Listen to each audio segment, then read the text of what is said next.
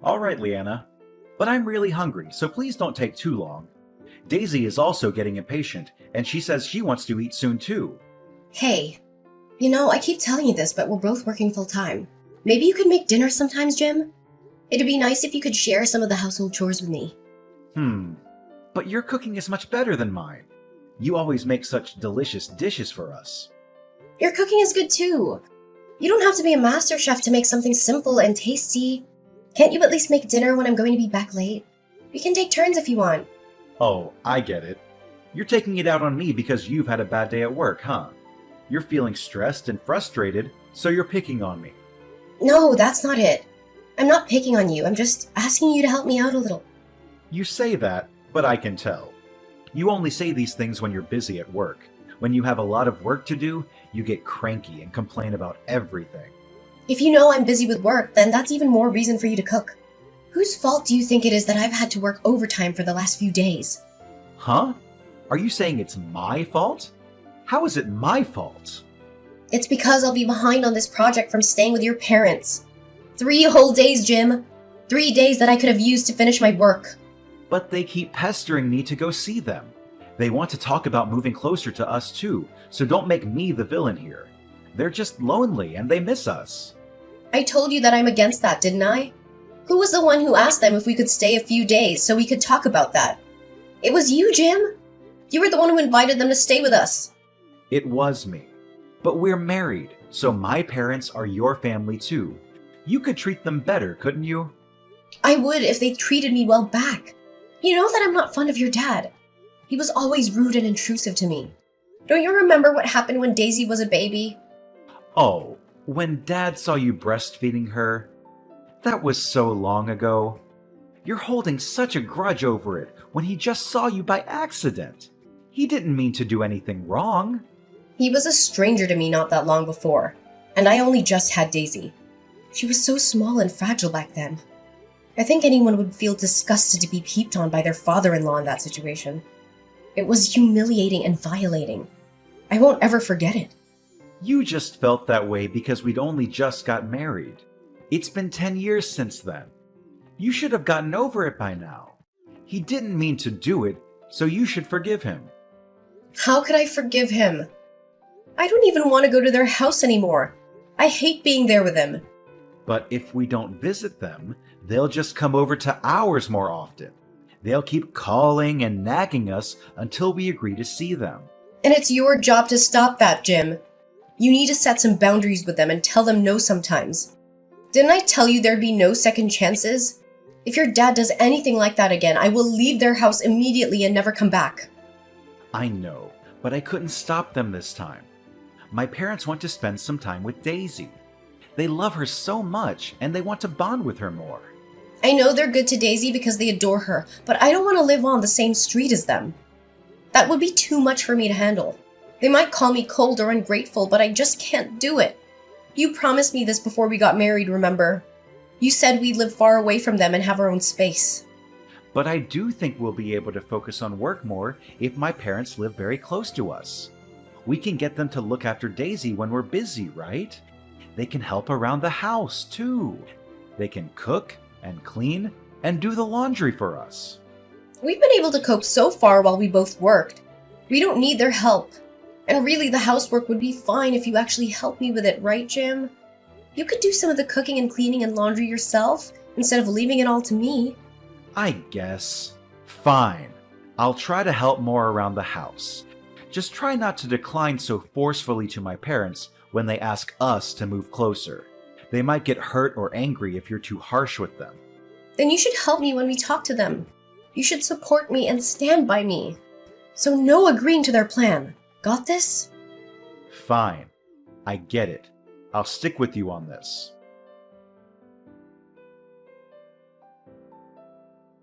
Leanna, where are you? I've been trying to call you for a while. I heard you and Daisy went for a walk. We're exploring the hills out back. Daisy found a squirrel earlier, so she wants to find it again. It's almost dark, so you should get back soon. Mom says she wants a hand with making dinner. She's making your favorite dish, lasagna. I know, but I don't want to see your dad. He made me feel so uncomfortable today. After not seeing him for so long, literally the first thing he said to me was, "You've put on some curves." That's not a normal thing to say to your daughter-in-law, is it? He didn't mean any harm by that. He's from an older generation, so he doesn't know what's appropriate these days. He was just trying to compliment you on your appearance. Maybe, but it didn't exactly make me feel great. It made me feel like he was judging me or objectifying me. I don't like it when he looks at me like that. Just ignore him. He's harmless. Anyway, don't go near the guest house. There's someone with a very twisted head in there. Twisted head? Isn't it just Nathan? Your brother who came to visit as well? Yeah, I didn't think my brother would be visiting as well. I wish I'd known beforehand so he could have visited another time. Or, better yet, not at all. I've greeted him a few times, but he seems normal to me. I say hi to him this morning, but he responded normally. He said hello back and asked how we were doing. Ugh, don't say hi to him. In fact, you shouldn't speak to him at all. Even if he speaks to you first, ignore him. Pretend he doesn't exist. Okay, but what's so strange about him? I didn't notice anything different about him. He just looks like a normal guy to me. He's kind of creepy. And he's always watching anime. You know those Japanese cartoons with big-eyed characters and weird stories? He's a weeaboo. He's obsessed with Japanese culture and thinks he's Japanese himself. I watch anime sometimes too. Is that a bad thing? But the stuff he watches isn't the normal kind of anime. It's the kind that has a lot of violence and nudity and sexual themes. It's not suitable for children or anyone with a sense of decency. When I was back in high school, he peeped on my girlfriend at the time while she was in the bathroom. He was spying on her through a hole in the wall. Wow. Is that true? He's disgusting, right? He got beaten by Dad because of that.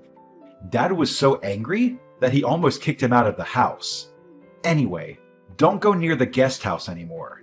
I don't want him to meet Daisy either. He might try something on her or show her something inappropriate. I got it. If you're so insistent, I won't go near the guest house anymore. But why is he staying there anyway? Why isn't he staying in the main house with us? Because he doesn't get along with anyone in the family. He's always arguing with Mom and Dad about his lifestyle and his choices.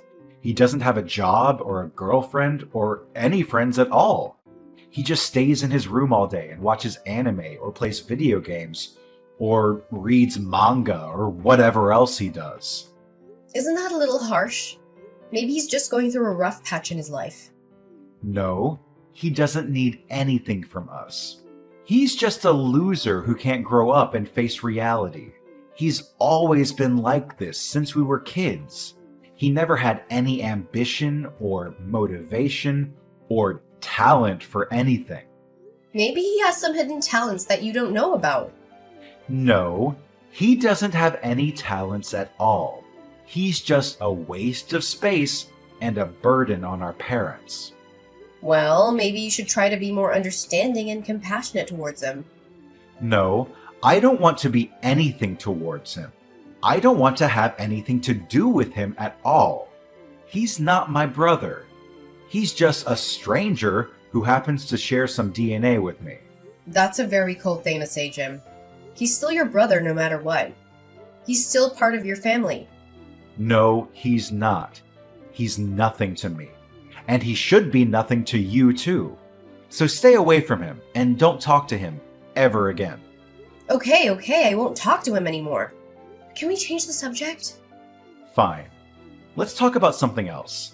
Oh, yeah, I forgot to tell you. I'm going to drink with my local friends after dinner. Really? You're gonna leave Daisy and me alone with your parents and your brother? After you eat, it's just brush your teeth and go to bed, right? You'll be fine without me. We'll speak tomorrow about moving house. But... You should show them your parenting and help them around the house. My parents were against us both working full-time, remember? They're from a generation where it's normal for the women to be stay-at-home moms. Hey, wait a minute. They don't think I do the housework normally? Then you should tell them that I do. Well, I know that, but my parents don't. If you show them that you can take care of the family, they won't use that against us when we decline about the moving close. Ugh, I don't get this at all. Fine, but come home quickly. Well, I'll make an effort. An effort? I came here even though I didn't want to. You need to support me a little more. Fine, fine. I get it. When we have the talk with my parents, I'll be on your side, Leanna. As you should. Oh, will Nathan be joining us for the talk? I doubt it. Our parents moving doesn't concern him. Of course it does. They're his parents too. They're considering moving because they're worried about our living situation. Nathan should be involved too. It's fine. Don't worry about him. I'll at least tell him that we're having this talk. It's fine. I told you already, didn't I? Don't go near the guest house where he is. I won't take Daisy with me. Then it should be fine, right? Talking to him won't do any good. Just don't go near him. Then you should tell him, Jim. I don't want to speak to him. Then I guess I'll have to talk to him. Well, it's not my fault if something happens. I tried to warn you. It'll be your own fault, no one else's.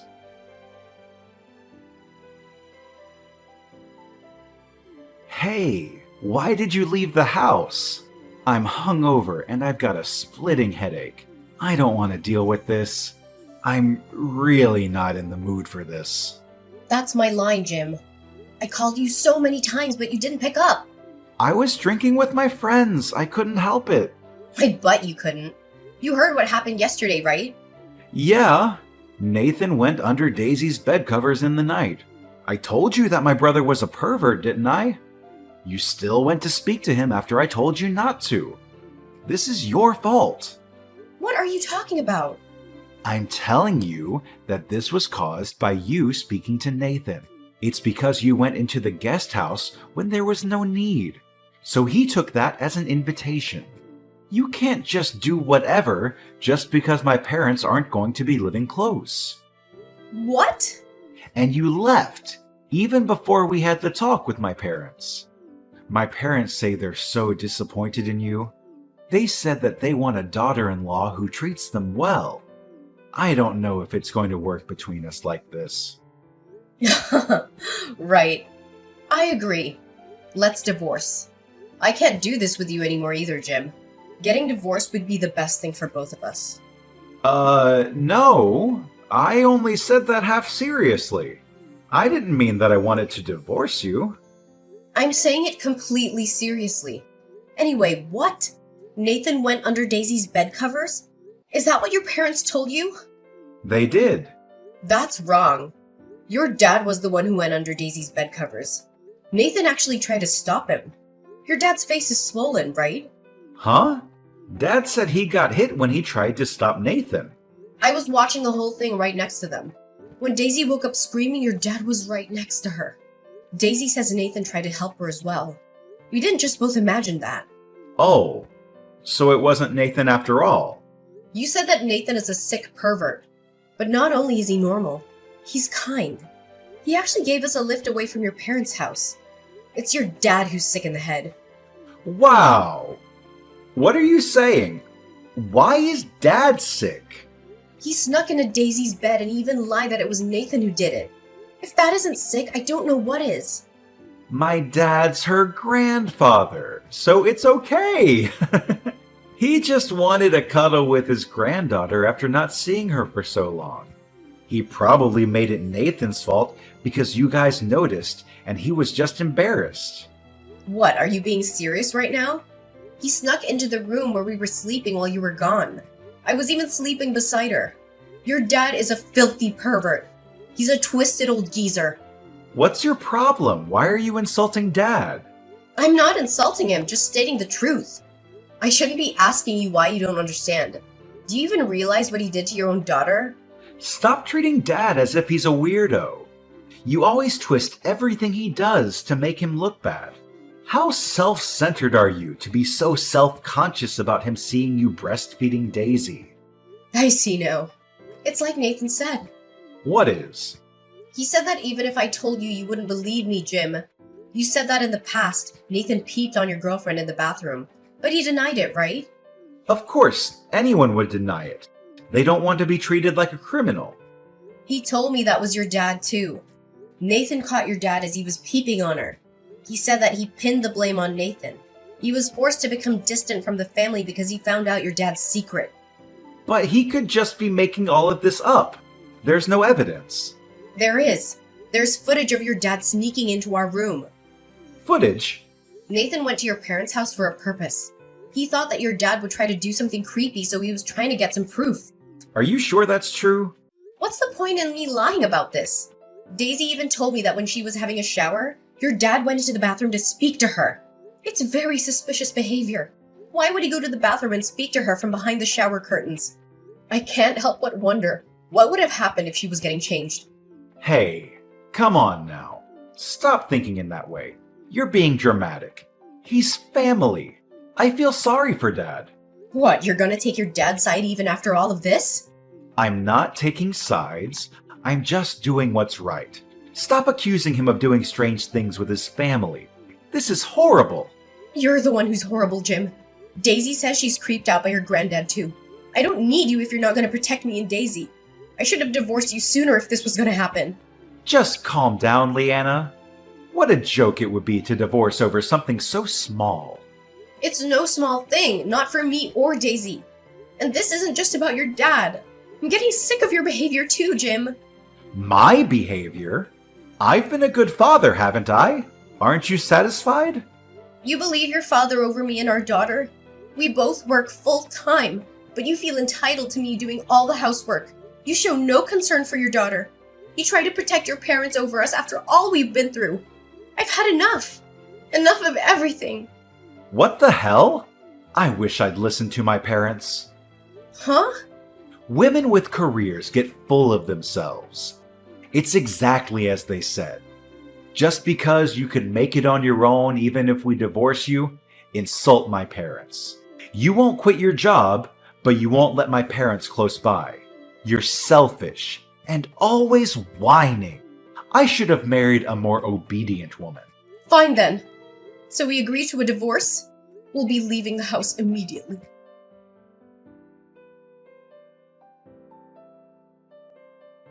Leanna, hi. It's been a while. What is it? Didn't I tell you not to text me other than to see Daisy? Actually, I wanted to apologize to you and Daisy. I was wrong. Okay.